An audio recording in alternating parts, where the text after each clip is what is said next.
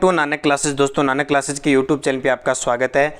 Video mains exam superfast exam आपको पता है मई में होने वाला है। ये सुपरफास्ट क्लास लगातार आपको मिल रही है और जहां से बात है आर्थिक समीक्षा की, तो वीडियो मेंस में निश्चित तौर पे ये क्लियर है कि पर्सन आर्थिक समीक्षा से आएगा। तो नई आर्थिक समीक्षा 2021-22 की मैं 2 पार्ट आपको दे चुका हूँ। तीसरा पार्ट आज मैं स्पेशल कृषि से संबंधित, कृषि और उससे संबंधित पशुपालन है, उद्योग है, वानिकी है, इन सब से संबंधित जो भी आता है, मत्स्य पालन है, उनके संदर्भ में जो भी आर्थिक समीक्षा की रिपोर्ट है उसकी चर्चा करूंगा। तो कृषि व संबंधित क्षेत्र देखिए, पूरी डिटेल आपको लगातार क्लासें, उससे पहले ये मैंने सारा दे दिया आपको। जो भी बातें थी, जैसे कृषि व संबंधित सेवाएं दी थी राज्य में 1 जून से 30 सितंबर 2021 की अवधि में वास्तविक वर्षा 485.40 मिलीमीटर और सामान्य वर्षा 414.50 मिलीमीटर, यानी अधिकता कितनी हुई है 17.10 की। तो ये दूसरे पार्ट में मैंने आपको दे दिया। आज मैं तीसरे में करूँगा कृषि व संबंधित क्षेत्र, राजस्थान के सकल राज्य मूल्यवर्धन, यानी जिसको हम अंग्रेजी में कह सकते हैं GSVA में प्रचलित मूल्यों पर वर्ष 2021-22 में 30.23% हो गया। यह आंकड़ा इम्पोर्टेंट है। राज्य के सकल राज्य मूल्यवर्धन में प्रचलित मूल्यों पर वर्ष 2021-22 में कितना हो गया, 30.23 हो गया।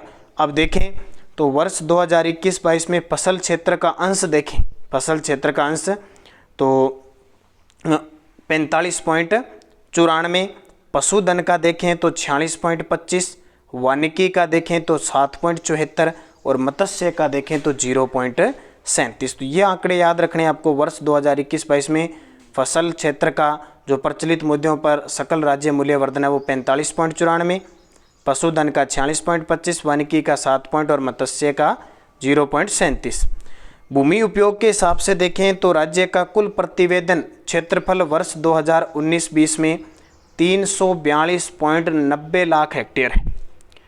अब खंडवार अंश देखें तो शुद्ध बोए गए क्षेत्रफल 52.98, बंजर भूमि 10.84%, वानिकी 8.08%, ऊसर व कृषि अयोग्य भूमि 6.92%, अन्य चालू पड़त भूमि 6.25%, कृषि के अतिरिक्त अन्य उपयोग भूमि 5.85% और स्थायी चरागाह व अन्य गोचर भूमि 6.86%।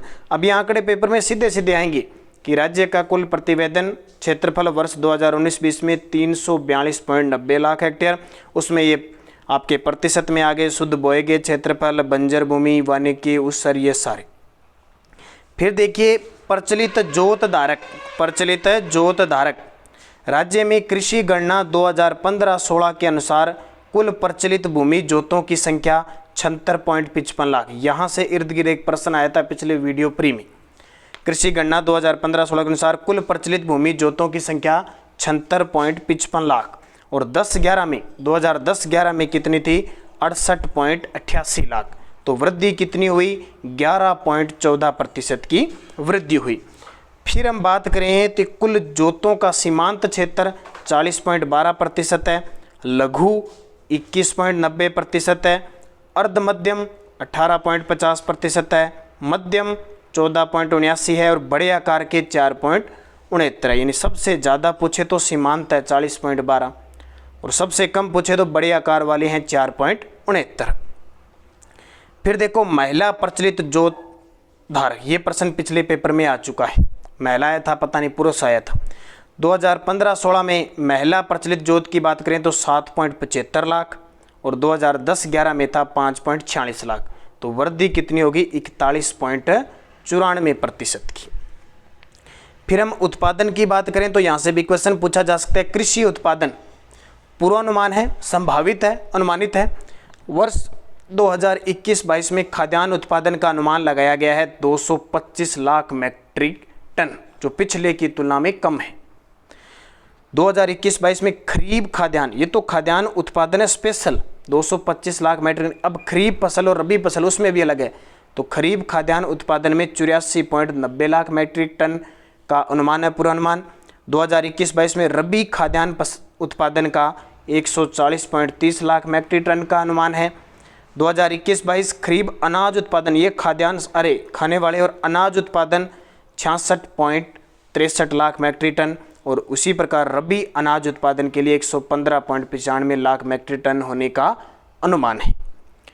फिर देखो राजस्थान राज्य की उत्पादन में स्थिति देखो, 2019-20 में बाजरा ले लो, सरसों ले लो, पोषक अनाज ले लो, कुल तिलहन ले लो, कुल दलहन ले लो, चना ले लो, ग्वार ले लो, इन फसलों के उत्पादन में राजस्थान देश में प्रथम स्थान पे है।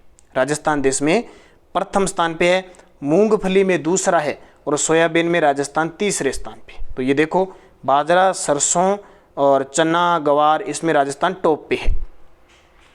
अब मैं बात करूंगा कृषि से संबंधित प्रमुख योजना, क्योंकि मैं कृषि की बात कर रहा हूं। मैं पशुधन की आपको अलग से बताऊंगा, वनों का आपको अलग से आर्थिक समीक्षा की रिपोर्ट दूंगा। हालांकि उद्यान के यहाँ पे कुल मुख्य जो उद्यानिक होते हैं वो सारी मैं दे दूंगा। तो कृषि से संबंधित प्रमुख योजनाएं देखें, मुख्यमंत्री बीज स्वावलंबन योजना। वैसे तो योजना बहुत सारी है, लेकिन मैं आर्थिक समीक्षा 2021-22 के अनुसार मुख्य बता रहा हूँ। शुरू हुई 2017 में, शुरू कब हुई? 2017 में हुई। प्रारंभ में इसका क्रियान्वयन 3 कृषि जलवायु खंडों कोटा, भीलवाड़ा और उदयपुर में किया गया था, और वर्ष 2018-19 से समस्त 10 कृषि जलवायु खंडों में किया जा रहा। पूछ ले वर्तमान में कितने में किया जा रहा है? 10 में, पहले 3 में था। शुरू कब? 2017, मुख्यमंत्री बीज स्वावलंबन योजना। फिर ये देखो, ये तो मैं बार बार लगभग आपको बताता ही रहता हूँ, zero budget natural farming ZBNF घोषणा 2019-20 के बजट में हुई थी। टोंक, सिरोही और बांसवाड़ा में पायलट प्रोजेक्ट के रूप में इसको शुरू किया गया था। वर्ष 2020-21 के दौरान राज्य के 15 जिलों में क्रियान्वयन किया गया। ये प्रश्न बार बार आएगा। टोंक, सिरोही, बांसवाड़ा 2019-20 के बजट में पायलट प्रोजेक्ट के रूप में, और फिर 2020-21 में 15 जिलों में क्रियान्वयन हो रहा है। कौन सी? Zero budget natural farming. फिर देखिए ये कितना शानदार प्रश्न है, अक्सर एग्जाम में पूछा जाता है, हर किसी को पता भी होना चाहिए।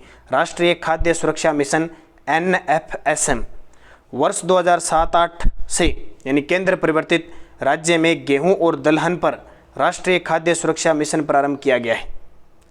केंद्र राज्य का वित्त पोषण 60-40 है, ये आंकड़ा आपको याद रखना है। राष्ट्रीय खाद्य सुरक्षा मिशन में 60 केंद्र, 40 राज्य सरकार का वित्त अनुपात है। राज्य में NFSM यानी राष्ट्रीय खाद्य सुरक्षा मिशन गेहूं 14 जिलों में और मोटा अनाज जो मक्का है वो 5 जिलों में क्रियान्वित किया जा रहा है। लेकिन 2010-11 से राज्य के 33 जिलों में NFSM शामिल कर लिए गए। 33 के 33 जिले शामिल कर लिए गए, ध्यान रखना। एक योजना और याद रखना, राष्ट्रीय टिकाऊ खेती मिशन NMSA, केंद्र और राज्य का वित्त अनुपात 60-40। बाकी ज़्यादा नहीं पूछे जाते इसमें, ये कई बार अनुपात पेपर में आ जाता है। उसके बाद देखिए इंपॉर्टेंट, प्रधानमंत्री कृषि सिंचाई योजना PMKSY नोडल विभाग है इसका उद्यानिकी विभाग। ध्यान रखना इंपॉर्टेंट है, प्रधानमंत्री कृषि सिंचाई योजना का नोडल विभाग है उद्यानिकी विभाग है। केंद्र और राज्य का वित्त पोषण है इसमें, केंद्र और राज्य का वित्त पोषण कितना है इसमें? तो 60-40 है। लेकिन अब की बार बजट में सरकार ने कहा कि इसको हम 75-25 करेंगे, केंद्र सरकार ने। वैसे 60-40 है, ध्यान रखना। और ये प्रश्न पेपर में वीडियो प्री में आ चुका है। प्रधानमंत्री फसल बीमा योजना, इससे तो आप वाकिफ हो, PMFBY प्रधानमंत्री फसल बीमा योजना खरीफ 2016 से ये प्रारंभ है।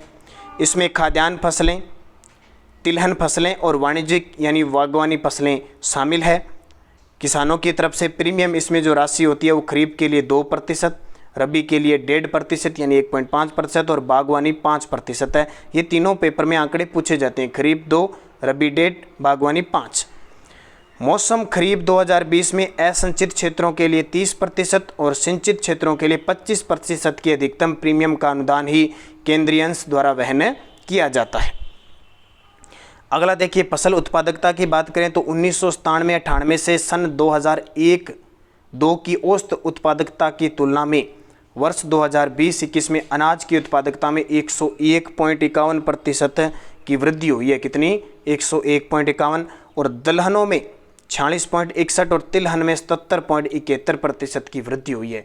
कब से कब? यानी 1997-98 से 2001-2 के तुलना में 2020-21 में। तो बहुत सारा आंकड़ा बढ़ा है, इसको याद रखना। वो तो गेहूं अनाज दलहन की बात है। ये कपास की बात करें तो 1997-98 से सन 2001-2 में औसत उत्पादकता 337 किलोग्राम प्रति हेक्टेयर थी, लेकिन 2020-21 में बढ़कर 675 किलोग्राम प्रति हेक्टेयर हो गई, यानी लगभग 100.30% की वृद्धि हुई है। ये भी बहुत इंपॉर्टेंट है। उसके बाद में एक योजना याद रखना, प्रधानमंत्री कृषि सिंचाई योजना, जिसको कहते हैं सूक्ष्म सिंचाई। केंद्र और राज्य सरकार का हिस्सा 60-40।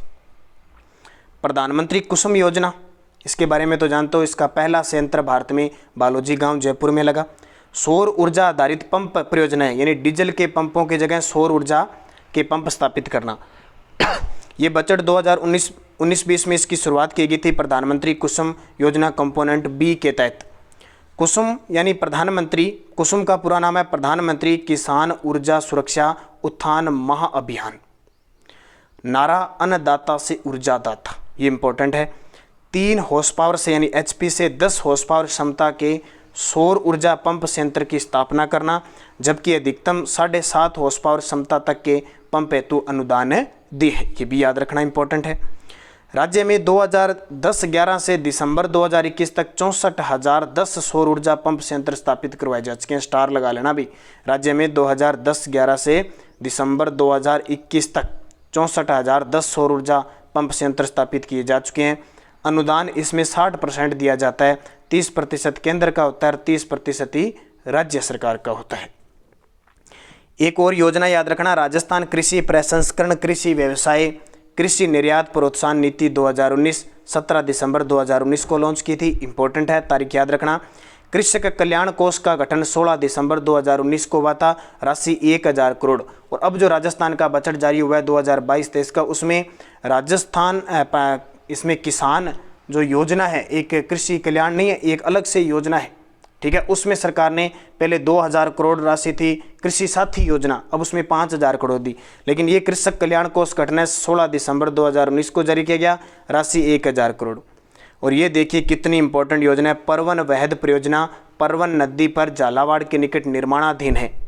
झालावाड़, बारां और कोटा जिला 3 शामिल है। जिले याद रखना, 637 गाँव की 2,01,014 हेक्टेयर में सिंचाई सुविधा होगी और 1821 गांव में पेयजल उपलब्ध होगा। ये आंकड़े पूछे जाते हैं। वीडियो प्री में आपने 28 दिसंबर का एक पेपर देखा होगा, उसमें आया था इसका पूर्वी नहर परियोजना का, जो नीचे बताऊंगा अभी। यह योजना तापीय विद्युत परियोजना हेतु 79 मिलियन घन मीटर जल उपलब्ध करवाएगी, जिससे लगभग 2970 मेगावाट विद्युत उत्पादन होगा। और यह परियोजना 2023-24 में पूर्ण होगी। नर्मदा नहर परियोजना, ये तो जानते हो आप, बूंद बूंद सिंचाई पद्धति राजस्थान में ऐसी परियोजना जिससे 100% सिंचाई बूंद बूंद सिंचाई पद्धति से, स्प्रिंकलर पद्धति से होगी, वो नर्मदा नहर परियोजना। जालोर और बाड़मेर के 2.46 लाख हेक्टेयर के पूरे कमांड क्षेत्र में स्प्रिंकलर सिंचाई प्रणाली अनिवार्य की गई है। यह परियोजना भी 2023-24 में पूरी होगी, तो ये भी इंपॉर्टेंट है। नवनेरा परियोजना, ये भी वीडियो प्री में क्वेश्चन देखा होगा। पूर्वी राजस्थान नहर परियोजना, जिसमें 13 जिले आते हैं, ERPC का अभिन्न हिस्सा होगी और ये भी 2023-24 में पूर्ण होगी। अटल भूजल योजना, ये देखिए कितनी इंपॉर्टेंट है। 1 अप्रैल 2020 से शुरू हुई, यानी मुख्य मैंने सारी डाली है इसमें। भारत सरकार और विश्व बैंक के सहयोग से 50-50 इसमें इनका हिस्सा रहेगा। भारत के 7 राज्य इसमें शामिल हैं, हरियाणा, गुजरात, कर्नाटक, महाराष्ट्र, राजस्थान, उत्तर प्रदेश, मध्य प्रदेश। यह योजना 5 वर्षों 2020-21 से 2024-25 तक के लिए है और लागत इसमें 6000 करोड़। राजस्थान के 17 जिलों की 38 पंचायत समिति के 1144 ग्राम पंचायत इसमें शामिल है। 1144 ग्राम पंचायत, 38 पंचायत समितियाँ और 17 जिले शामिल है। 6000 करोड़ में से लगभग 1789 करोड़ रुपये राजस्थान को मिलेंगे। तो ये भाई मैंने आपको आर्थिक समीक्षा में आज राजस्थान में कृषि के बारे में कुछ योजना, कुछ उत्पादकता, जो भी अभी ताज़ा अपडेट आई है उसके तहत मैंने उपलब्ध करवाने की कोशिश की है। निरंतर बने रहना। रोज़ शाम 7:30 पर वीडियो मेंस के लिए लगभग क्लास आती रहती है। 9 बजे हमारी क्लास आती है राजस्थान जीके की और सुबह 7:30 पर राजस्थान करंट अफेयर्स की क्लास देखना न भूलें। धन्यवाद। जय हिंद, जय भारत।